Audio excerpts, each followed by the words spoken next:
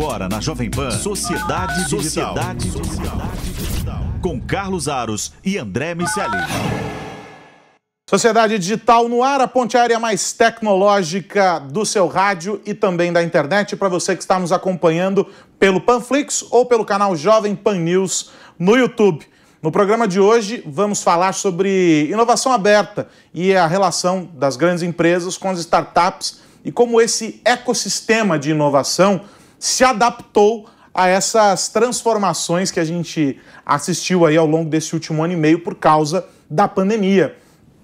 Eu já trouxe aqui na Jovem Pan, em outras oportunidades, esse exemplo do programa de startups da Samsung, que é um programa que faz um trabalho incrível dentro desse contexto de aproximação entre grandes organizações e os empreendedores, e que é essencialmente presencial, ou pelo menos foi essencialmente presencial até que a pandemia começasse. Como é que fica essa relação? O que mudou? O que a tecnologia trouxe como resultado benéfico para essas empresas que estão entrando no mercado e criando novas relações, novos produtos, novos serviços dentro desse ecossistema?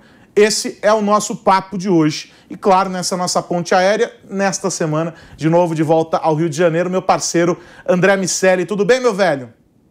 Tudo bem, meu amigo. Sabe que eu volto para cá e fico com vontade de acabar com essa ponte aérea e fazer o Sociedade sempre do estúdio. Eu chego à conclusão que realmente prefiro o modelo quando estou aí, Carlos Aros. É um verdadeiro combatente do home office. Exatamente. do bunker, né? A gente apelidou de bunker no começo do ano passado. Mas olha só, nosso convidado de hoje é o coordenador do Creative Startups, o cara que está ali no dia a dia com as startups e que faz todo o acompanhamento com essas empresas, que é o Paulo Quirino, que rompeu as fronteiras do home office para estar aqui conosco, saiu de Campinas para cá, está aqui com a gente no estúdio. Tudo bem, Paulo? Seja bem-vindo. Carlos. Obrigado, Carlos. Obrigado, André. Obrigado pelo convite. Para mim, prazer enorme poder falar quais foram as vantagens e desvantagens, né? Quais foram os desafios que a gente teve que romper aí com essa questão, principalmente do distanciamento, principalmente por conta da Covid. Acho que para você, como já disse, no passado a gente já apresentou o programa aqui quando ainda vivíamos o velho normal. Quando ainda vivíamos o velho normal. Ou o velho anormal. Ou o velho anormal, exatamente. E parte do programa, parte das experiências que o programa trazia, era muito as interações entre os empreendedores, entre executivos da empresa com os empreendedores e dos empreendedores com a comunidade. Então isso, com certeza, foi um grande desafio para a gente e vai ser muito legal bater esse papo com vocês, contar um pouquinho de como foi essa experiência. E aí, para quem está nos acompanhando e não tem essa referência, não é, do que é o programa, eu queria que você contasse, nos ajudasse a traduzir, explicar o que a Samsung faz, né, nessa parceria com outras entidades para criar um processo de integração com essas empresas, de encaminhamento, porque eu já tive a oportunidade de acompanhar o trabalho de vocês e é muito legal, né, ver o começo e quando elas estão terminando, quando estão concluindo o processo, tem mudanças importantes, às vezes de correção mesmo do modelo de negócio do camarada, o produto vira outro, você tem uma série de transformações ali. E o que vocês estão vivendo nesse momento do programa, porque ele tem várias fases, né? Que edição que é essa que a gente está vivendo agora? Conta pra gente o que é o Creative Startups. Legal. Então, o Creative Startups é um programa de aceleração. Programa de aceleração de startups, para quem não conhece, então a startup normalmente ela sai de um processo de incubação, ela acabou de criar o que eles chamam de mínimo produto viável, ou MVP, e a partir dali ela precisa de ajuda para acelerar principalmente a entrada dela no mercado. Então a Samsung ela entendeu há 6 anos atrás, aproximadamente, que a gente já tinha processos de aceleração e boas aceleradoras no mercado trabalhando essa aceleração para que as startups pudessem entrar mais rápido no mercado. E o que estava faltando que a gente conseguisse entregar para o mercado, assim, um programa interessante, seria acelerar o desenvolvimento do produto dessas startups.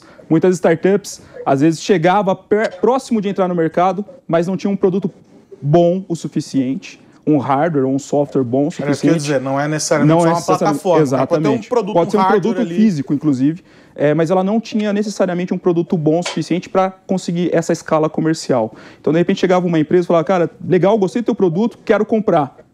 Você tem capacidade de produzir ele? Não, eu estou num MVP ainda, eu ainda estou testando ele. Então, a Samsung entendeu que existia essa lacuna para ser preenchida, criamos então um programa chamado Creative Startups, que visava selecionar projetos no Brasil todo, sem restrição de localidade. A gente não queria se restringir a ser um programa de aceleração da cidade de São Paulo ou da cidade de Campinas, que é onde está o Instituto de Pesquisa e Desenvolvimento da Samsung. A gente queria que fosse um programa nacional. E nós conseguimos. Então, de lá para cá, nós aceleramos 45 startups, já selecionamos... E não só nos grandes centros, né? Isso que é o mais legal. Não só nos grandes centros. Então, a gente pegou, num mesmo batch, chegamos a pegar startup de Chapecó a Campina Grande, na Paraíba, trabalhando junto no mesmo batch. Então, em partes, o Creative Startups ele já trabalhava em partes remoto. Mas ainda assim, a gente tinha ali os checkpoints, as interações que eram presenciais, que era muito interessante. Então, voltando, a gente acelerou 45 startups e entramos no 5º batch, que é o batch atual, que é quando a gente ia começar, um pouquinho antes de começar o batch, estava no momento da chamada pública ali, veio a pandemia. E a pandemia, obviamente, pegou todo mundo de surpresa, não foi diferente conosco. Nós ficamos enrolando um pouquinho ali o edital. Falamos, não, daqui 15 dias volta à normalidade, daqui 15 dias volta à normalidade. Até que chegou um ponto que falamos, ó, não tem o que fazer. Vamos começar o processo de seleção. Parte desse processo de seleção, ele era total presencial. A gente teve que adaptar todo o processo de seleção para que ele fosse online e que não perdesse a qualidade na seleção desses projetos. E aí, só para entender o que são esses projetos. Então, é qualquer tipo de projeto de startup, seja um hardware, ou um software, ou uma plataforma digital, que de alguma forma converse ou se comunique com as plataformas de produto que a Samsung tem. E que, juntando as duas coisas, o serviço e o digital dessas startups com a linha de produtos da Samsung, a gente consiga entregar uma inovação diferente para o mercado. Então, basicamente, resumindo, é isso que é o programa. E a gente está no 5º batch, agora conseguimos, inclusive, por conta também do online, um dos pontos bons, foi o batch que nós mais selecionamos startups, conseguimos colocar 14 startups a bordo dentro desse processo, a gente não parou, tivemos que adaptar todo o processo de mentoria, de conseguir colocar os executivos da Samsung em contato com os executivos da startup, obviamente no modelo todo online, mas não deixando que esse processo, não fazendo com que esse processo deixasse de acontecer, porque aí é onde está a riqueza, né? Acho que uma coisa que você colocou que acontece dentro das fases determinadas do programa, independente do estágio de maturidade da startup, nós vamos pegar uma equipe de User Experience da Samsung, trabalha a experiência de usuário da Samsung, e vai colocar para trabalhar junto com os empreendedores. Uma coisa que o empreendedor, normalmente, ele é muito apaixonado pelo projeto dele, ele é muito apaixonado pela solução. Né? Exato. E essa paixão pela solução acaba deixando ele cego para o que deveria ser realmente, que é a paixão por solucionar um problema. Sim. Então, a gente faz o empreendedor voltar um pouquinho e a gente pega uma designer com especialidade em antropologia, por exemplo, que vai ensinar ele a voltar a campo, fazer uma pesquisa qualitativa, entender de novo o problema, entender o usuário, depois ele volta conosco, nós vamos fazer um processo chamado de Service Design, vamos desenhar todo o serviço agora com base no problema que já foi mapeado, e a partir daí entram os designers da Samsung para ajudar eles a desenharem um novo projeto, um novo produto. Então imagina como isso foi desafiador, porque voltar a campo, como que foi o voltar a campo dentro no momento de pandemia? A gente tinha startups, por exemplo, e tem startups, por exemplo, do batch atual, que entrega a solução para piloto da aviação comercial. Então, como que foi esse processo? Tem startup que está entregando solução de controle parental para os pais. Como é que faz entrevista com criança no momento de pandemia? Então, foi um desafio dobrado para as startups e a gente está muito feliz porque elas conseguiram responder a esse desafio. Fantástico. Diga lá, André. Fico curioso, sempre que vejo os programas de inovação aberta, a gente pegar lá o Manual de Oslo, que acabou influenciando boa parte da literatura acadêmica sobre inovação, divide o potencial de inovação de uma empresa, inovação na gestão, no marketing, nos produtos e serviços e nos processos. E aí, quando vocês desenham o programa de inovação, a ideia é encontrar uma maneira de operar de forma diferente para que a empresa que já está rodando, ela descubra novas maneiras de monetizar, de gerir os seus processos, de conduzir a sua relação com o público em geral e eventualmente criar produtos novos, ou de monetizar através de produtos e soluções completamente diferentes daquelas que vocês têm hoje? Legal, André. Excelente pergunta. Existem, como você colocou, e nós também temos o Manual de Oslo, quase como que a Bíblia da inovação dentro da Samsung também, mas existem outras formas de inovação dentro da Samsung que vão trabalhar a questão de inovação no processo interno, visando deixar ele mais otimizado, e aí eu estou falando desde o processo produtivo até os processos administrativos. Existem esses processos de inovação que acontecem dentro da Samsung. Quando nós criamos o programa Creative Startups, nós criamos algo diferente. Nós criamos a inovação chegando na ponta. A gente queria que o usuário do produto Samsung sentisse essa inovação, mas não necessariamente absorvendo aquilo que as startups estão fazendo, estão desenvolvendo, como produtos da Samsung. A ideia não é essa. A ideia é encontrar empreendedores com projetos, com capacidade de entrega, com inovação no serviço ou na forma, que, juntando com apoio financeiro, com apoio de mentoria dos profissionais da Samsung, ele conseguisse acelerar essa entrega desse produto no mercado, obviamente,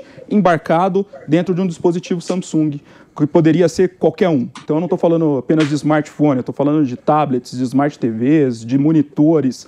E para dar um exemplo disso, acho que eu posso citar aqui alguns exemplos de startups que conseguem fazer isso de uma forma muito, muito legal. Um exemplo de um bet passado, o Carlos já chegou até a conhecer, é a Felcom Technologies, por exemplo. Eles desenvolveram um retinógrafo.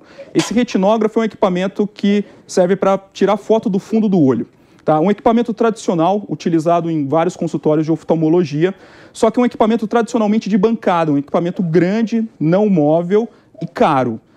Esses empreendedores e pesquisadores de São Carlos miniaturizaram todo esse equipamento, toda a lente que faz a captura disso, mas eles precisavam terceirizar a captura de imagem para uma câmera muito boa, o envio dessas imagens para a nuvem, para que elas pudessem ser processadas e depois laudadas por um médico à distância via telemedicina. Para que eu vou desenvolver tudo isso? Eles terceirizaram tudo isso para um smartphone Samsung. Então, a ótica, eles encaixam um equipamento que é encaixado no smartphone Samsung e que qualquer pessoa pode fazer um exame de vista, independente da localidade que ela esteja. Com a vantagem com a qualidade das câmeras que a Samsung tem e a qualidade do sistema óptico que a startup desenvolveu, eu dispenso a necessidade do uso do colírio que dilata a pupila. Parece uma coisa boba, mas esse detalhe do uso do colírio, ele só pode ser operado por um médico. Então, obrigatoriamente, um oftalmologista vai precisar fazer esse exame em você. Sem a necessidade do uso do colírio, um enfermeiro, um técnico de enfermagem pode coletar a imagem, porque ela vai ser laudada depois na nuvem por um médico. Ou mesmo pensando nessa transformação que vem acontecendo dos serviços de saúde que estão indo cada vez mais até a casa das pessoas. Sim. É um recurso que pode ser utilizado. A gente tem vacinação, tem coleta de vários exames agora, uma startup do Rio de Janeiro que faz esse processo, acabou de receber aporte, inclusive, com coleta de exames em casa. Ou seja, isso tudo caminha para esse momento. Exatamente. Então é isso que a Samsung tá vendo. A gente está pegando principalmente, não só, mas principalmente o mercado B2B, de que forma nós conseguimos levar a inovação para o mercado B2B, colocando o que a Samsung tem de melhor nos seus produtos, mais os serviços inovadores e os produtos inovadores dessas startups. Eu fico pensando no perfil desses empreendedores, né? Recentemente, a MIT Technology Review divulgou a lista dos Innovators Under 35. Então, eles estão olhando para aqueles que têm menos de 35 anos e que em algumas áreas estão revolucionando, seja porque são empreendedores ou porque estão usando tecnologias que têm uma perspectiva de aprofundamento ainda dessas aplicações e etc., e todos com uma idade relativamente baixa. A gente está falando de uma nova geração. Boa parte deles vinculados ali a universidades, ou seja, são estudantes de centros que fizeram parte de grandes centros de pesquisa, nos Estados Unidos principalmente, e que estão entregando de volta como negócio o conhecimento que foi aplicado dentro desses institutos. Quando a gente traz esse cenário para o Brasil, e eu tive a oportunidade de estar com vocês em um dos bets e fiquei olhando ali aquela turma, a gente percebe que, primeiro, eles estão nessa faixa etária. Sim. Boa parte deles tem essa média aí de idade. Mas de onde são esses caras? Eles estão vinculados a universidades, eles são caras que estão fazendo voo solo, que tinham conhecimento em tecnologia e se desvincularam de alguma empresa. Quem são esses empreendedores, esses inovadores, para traçar esse paralelo com o que nos Estados Unidos é valorizado e que a Technology Review coloca na lista? Quem são esses caras aqui no Brasil e que vocês acabam tendo muito contato? Porque a gente tem que lembrar que se são 14, 15 selecionados, tem uma dezenas aí que ficaram para trás porque não entraram, mas que também são empreendedores. Quem são esses caras, querido? Que legal, excelente pergunta. E até eu fui até o ano passado, até a edição do ano passado, inclusive juiz do MIT Technology Review para o Under 35. Legal. Então, eu participava ali julgando alguns projetos, era bem legal. Eles têm realmente essa faixa etária e normalmente eles estão ligados, eu não vou dizer apenas a grandes universidades, mas eles estão ligados sim a regiões onde tem um ecossistema de inovação muito bem fortalecido. Alguns exemplos que a gente tem no Brasil, que a gente está num eixo muito privilegiado, que é o eixo de São Paulo, né, o eixo sul-sudeste aqui, que você vai pegar o ecossistema de São Paulo, muito rico, a gente consegue pegar muitas startups que saem ali da região de Campinas, que estão muito próximas da Unicamp e que tem incubadoras na região e aceleradoras como a Baita, como a Encamp ali na região, que ajudam muito a fomentar esse ecossistema. Em São Paulo, grandes universidades de negócio e a USP, elas trazem até um negócio diferente. Quando você vai mais para o interior de São Paulo, você começa a perceber startups mais de hard science. Startups estão desenvolvendo tecnologia mais hard science. Quando você chega perto da capital, você percebe mais startups no modelo de fintech e de inovação muito voltada a serviço. Quando você sobe lá para o Nordeste, chega lá em Recife, na região do Nordeste, você percebe startups voltando para hard science e muito assim com economia criativa. Eles têm uma economia criativa muito pujante, assim como no Rio de Janeiro, o Nordeste é muito forte nisso. Mas sempre eles têm um ecossistema muito bem formatado que envolve um parque tecnológico, boas incubadoras, boas aceleradoras e boas universidades. Então, esse conjunto é um arranjo muito interessante e algumas universidades, inclusive, estão conseguindo ir além. Elas estão criando centros de empreendedorismo dentro da própria universidade. Não é incubadora, não é aceleradora, não é nada disso. Ela está criando centros de empreendedorismo, elas estão criando já um currículo acadêmico paralelo ao tradicional. Então, você é formado em engenharia com ênfase em empreendedorismo. Então, algumas universidades, sul de Minas está indo muito bem nisso, Belo Horizonte está fazendo isso também. São Paulo, a gente já tem algumas iniciativas em universidades privadas, mas a gente já tem algumas iniciativas desse modelo, e é um modelo que tem dado muito certo. Então, o aluno ele entra sabendo que existe uma grade curricular que é feita na sua maioria, para que ele possa ir ao mercado de trabalho, trabalhar como um CLTista, mas as universidades já estão enxergando que não, que ele tem a possibilidade de criar a sua própria empresa, ter a sua própria startup e está dando infraestrutura necessária para eles. Fantástico. Nos primeiros 5, 6 meses desse ano, as startups brasileiras captaram quase 3 bilhões e meio de dólares, 90% do que elas captaram no ano de 2020 inteiro. A gente tem aqui uma lista com 15 a 20 empresas candidatas a virarem unicórnios ao longo desse ano, ou seja, a terem seu valor de mercado em 1 bilhão de dólares. É uma bolha, esse dinheiro tem retorno. Explica para mim a economia do investimento nas startups.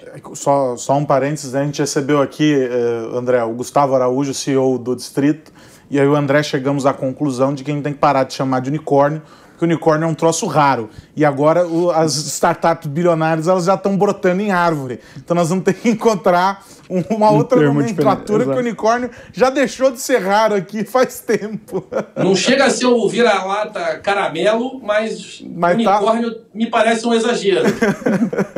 Não, muito legal, André, a sua pergunta.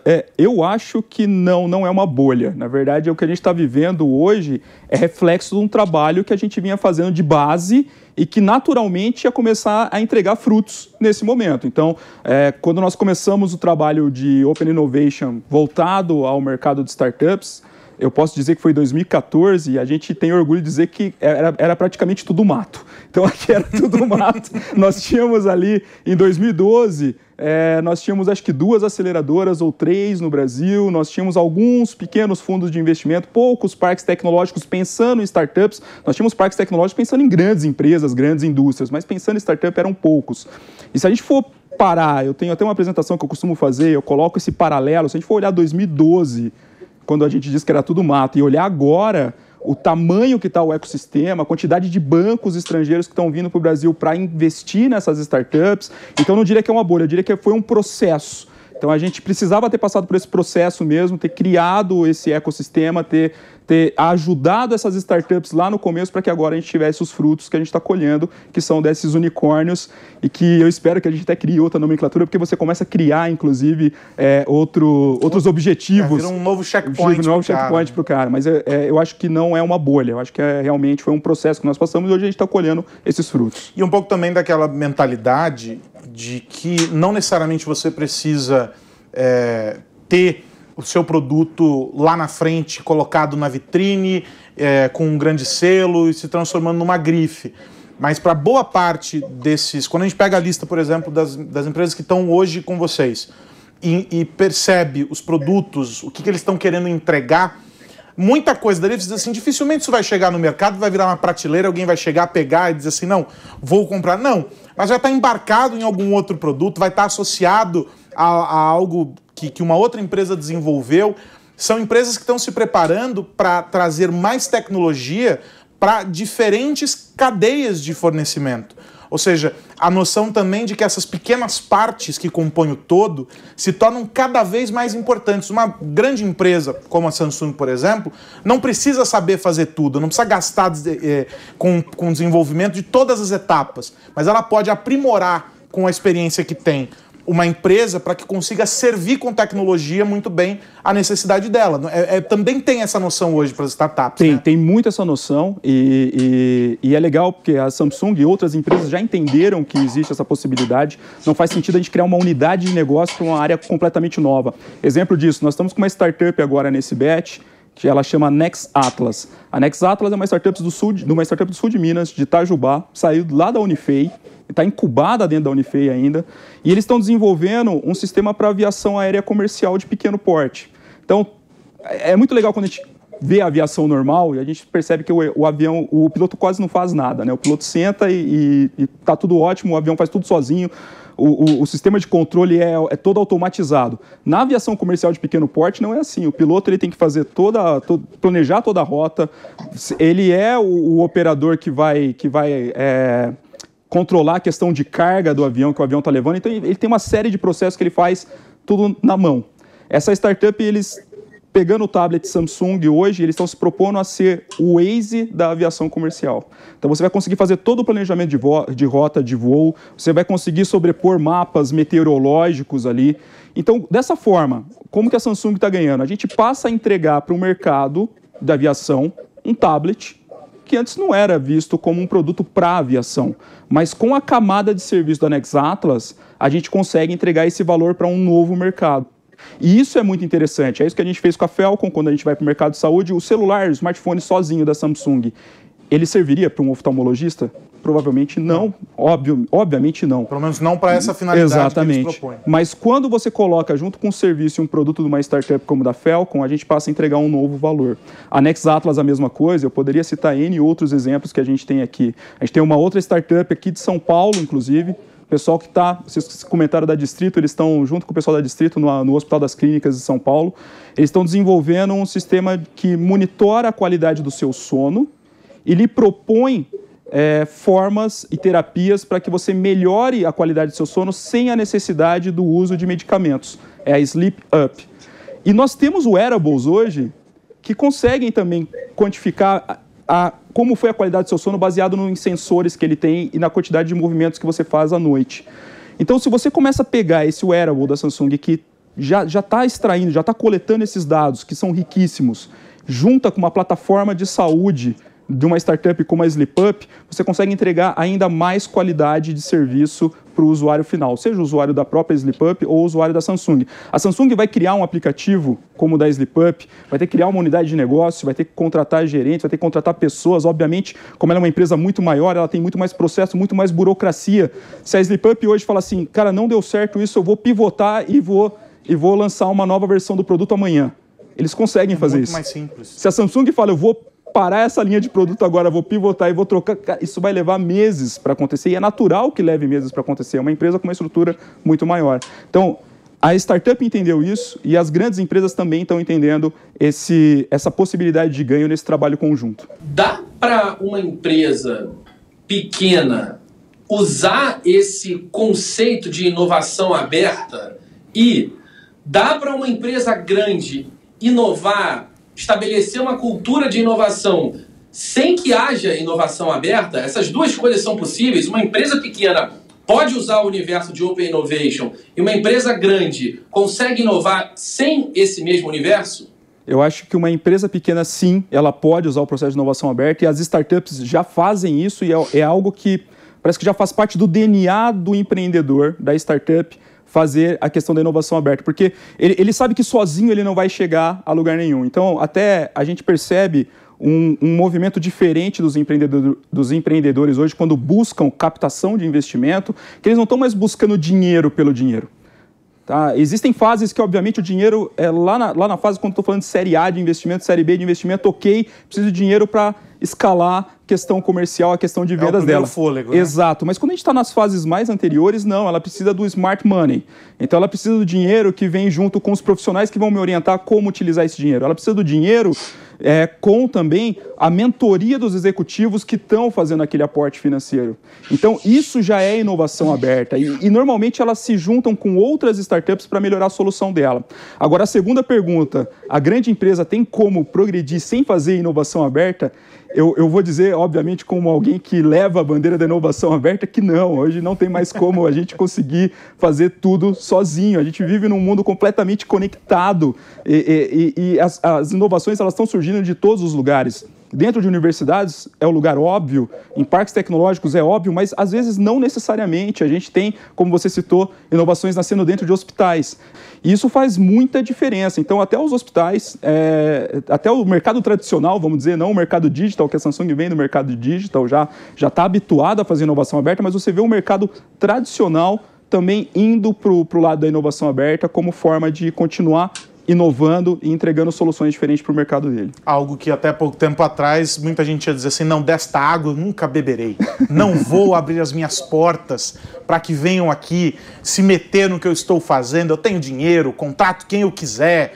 E aí você contrata, gasta um dinheiro e não sai do lugar, e aí vem o pequenininho lá e consegue derrubar todos os paradigmas que surgiram pelo caminho. Essa é a capacidade que a inovação tem de mudar as coisas. Se a gente tivesse a mesma conversa, sei lá, 3, 4 anos atrás, a leitura de boa parte dos segmentos seria completamente outra.